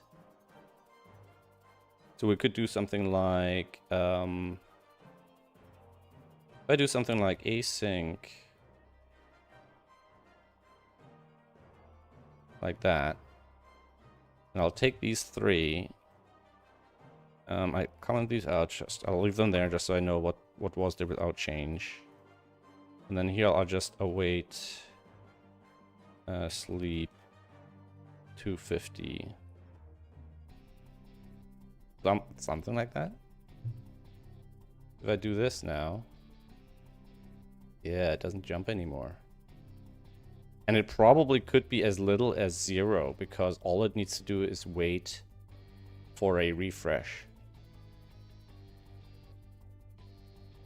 Okay, so that means that alternate styling is added after this.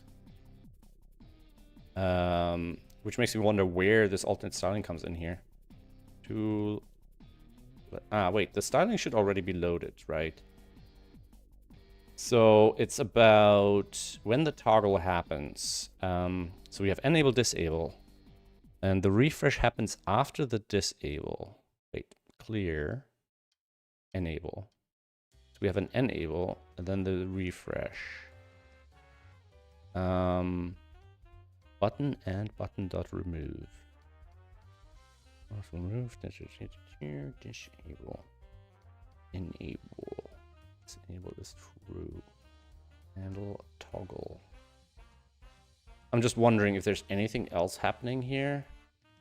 I might have to kind of mark them all. Handle tool enter. Like it could be some other event that happens slightly after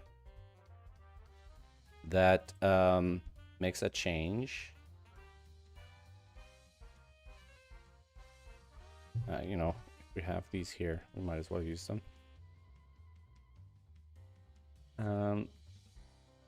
Okay, let's see. Let's try that. Let's clear that. So we don't have them right now. Show hide letters, enable. All right, so if I go back to here and not have this, we're back to the jumping, right? So from here, clear, enable it. What happens? Add tool, handle tool, enter, enable. And all of this still happens before refresh controls.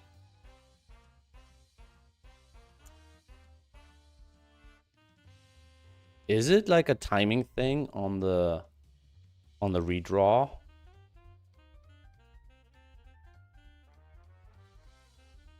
I think it could be a timing thing on the redraw. The problem is this isn't safe because it waits a tick, and we could have another resize in the next tick. So this might happen after another resize. Why are these here? Attach button handlers. So this just refreshes the button handlers. Ah, because button number has changed, potentially changed. Right.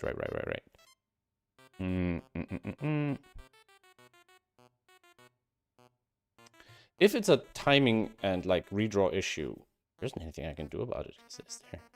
But it shouldn't. I'm still wondering if something applies these styles after the fact, right? So the style that's relevant is this one. And specifically, it's this one.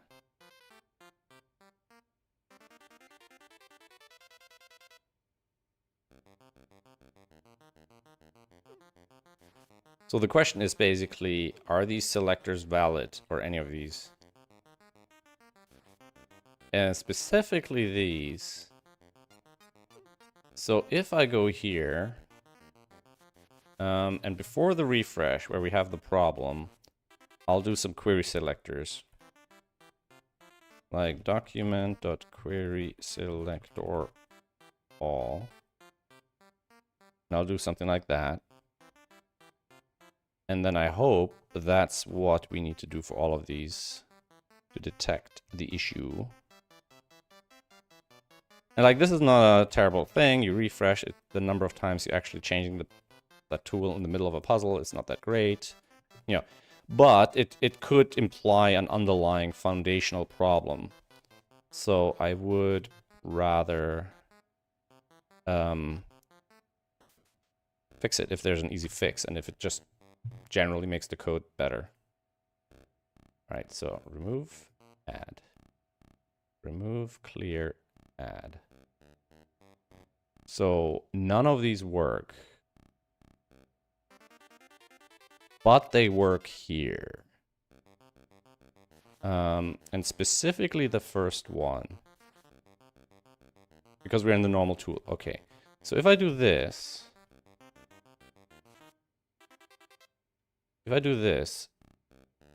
here and here, and then I do a sleep in between these two, I'm guessing these two will fail and this one will work. It does. Data control delete. And I'm guessing if I did this without that,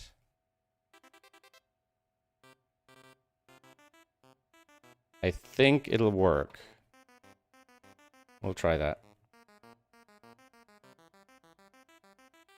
So I'll do that. We'll toggle it off, clear everything, and then we'll toggle it on and see what happens. So button, button, button, button. So that means at this stage, this button or setting to letter hasn't been set yet. Setting dash.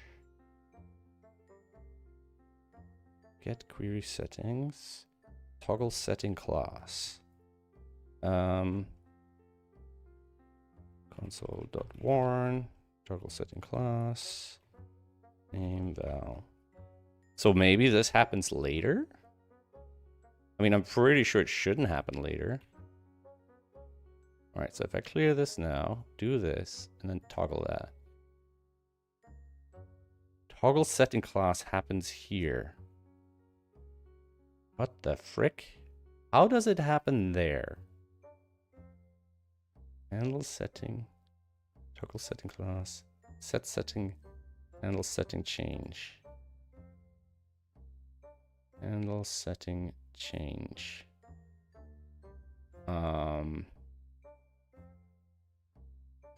Handle setting change. Here.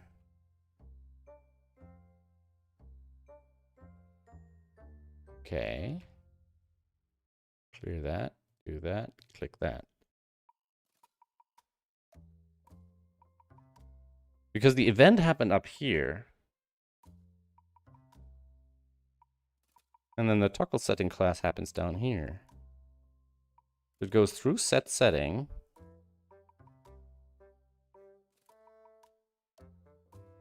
Is something async along this line? Find.set setting.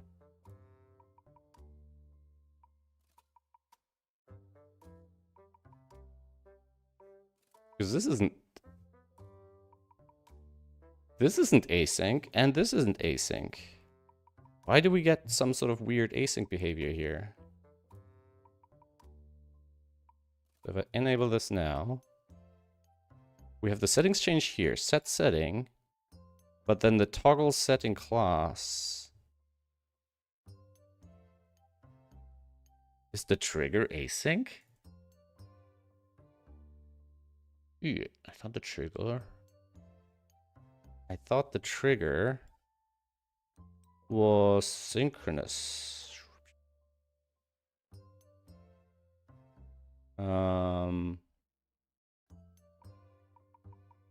Oh, that's a little... I could have sworn trigger was synchronous.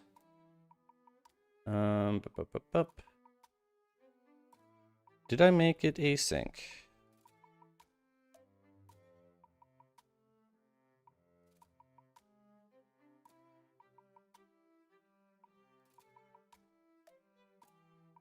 Dispatch event. It looks synchronous to me.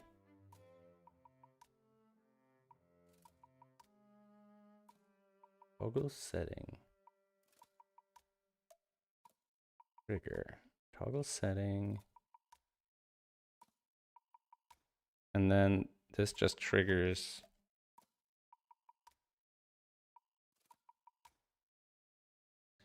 But set setting is over here. Let's just do that. Set setting, trigger, toggle setting.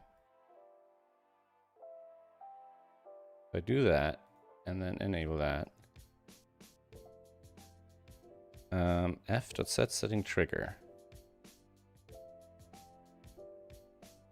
Wait, what? Oh. Okay. So this happens after that. Oh, wait. Is this other stuff happening as part of another event handler here? If I do this, something like this, 1, 2, 3. Not the middle of the if statement here. 3, 4. It's the init. The init gets... okay. I think it's the init callback. The problem is, when I'm toggling that class, or when the thing is, I'm not just toggling the class, I'm running this event. So at that point, I'm expecting init to already be finished. The problem with init is that it expects, or in this case, it expects the class to already exist because the refresh happens.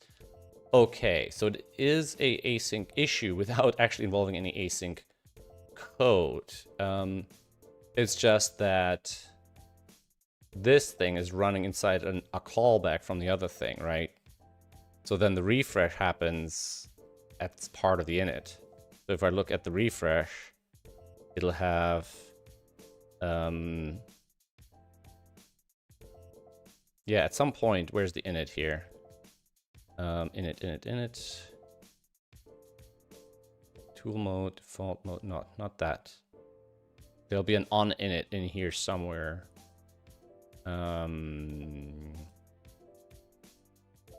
This ops.onInit. Setting ops.init.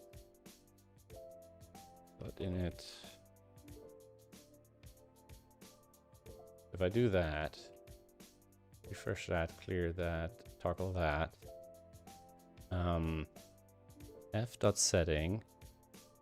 Oh, wait, no. Setting 4. Oh, ops on toggle. Wait, what?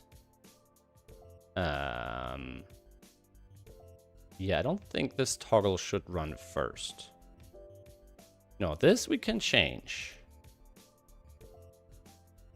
I think that makes sense to be down here. If I go here, off, clear, on.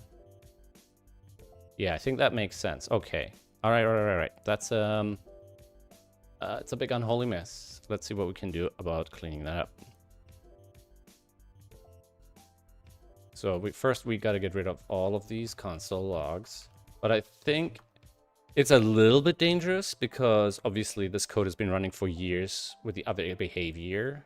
So it's one of those things like, can I guarantee that nothing depends on this?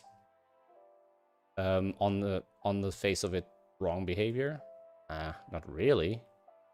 Guaranteeing things is always very difficult. So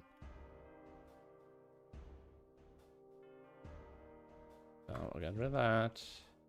362, we got rid of that. We'll go to 489. Get rid of that. We'll move that line. We've done a whole bunch of stuff here. Got rid of, we can get rid of this now, I think. We'll have to make sure of that. And I think we gotta get rid of this.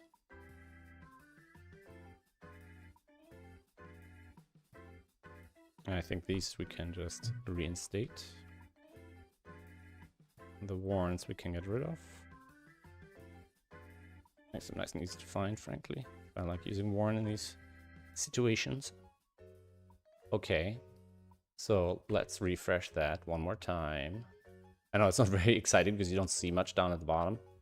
So as I toggle this now, yeah, I can see it doesn't do the thing anymore. I don't know if there's a way of showing it more clearly. Yeah, it doesn't do that jump anymore. Now, unfortunately, I don't know if it'll break something else. How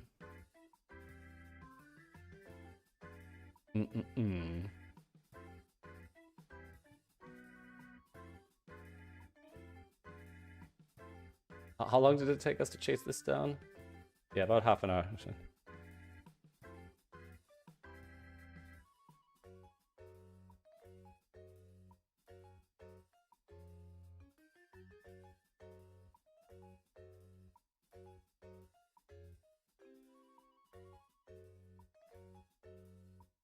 All right. So I think that's something we can actually push as an update. I think these I'm going to kill for now. I'm going to just close these so I don't confuse myself. I'm even going to close that. I can reopen it when I need it. And actually, I need this. npm run bump minor. And we'll just call it a fix to the fix tool init timing issue. And it's basically just to make sure this is inside the add setting. It's setting init timing issue. All right, so that's that. So that's done. This is a bigger investigation. I don't have time for that. And this is something I had looked into and I thought I'd fixed. But I don't I have no memory now of how I fixed it or why it went away. For some reason, I don't know. Maybe it's a bug that's fixed on the website, but not in the app for obvious reasons. Yeah. I mean, it does make the puzzles unplayable. Like, people say it doesn't reveal the fog. It kind of does. It's just that the cells are basically have a gray background color afterwards, which makes it look like fog, but you can write on top of them, right? There's still a difference between the fog being there and not. It just... Anyway. All right. I gotta get going. Thanks for hanging out. I have a bunch of meetings in the afternoon, so I probably won't be able to stream again unless I stream a very short... I'm tempted to stream some Hades 2. I was playing yesterday, and it's like a nice game I can go in, quickly play for 20 minutes or 30 minutes or an hour, and then stop again.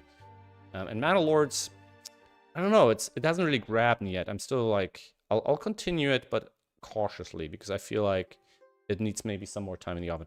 And Toby's already ready to go outside, so that's my time. It's up. Thanks for hanging out, guys. I'll take care. And I hope the whole account setup and user database and stuff is going to be ready soon, at least for the closed alpha stuff, because SudokuPad is well overdue for a major new feature. It's been a while. All right. Thanks again. Take care. Have a good rest of your day. And hopefully I'll see you in the next Code Hangout. Take care. Bye-bye.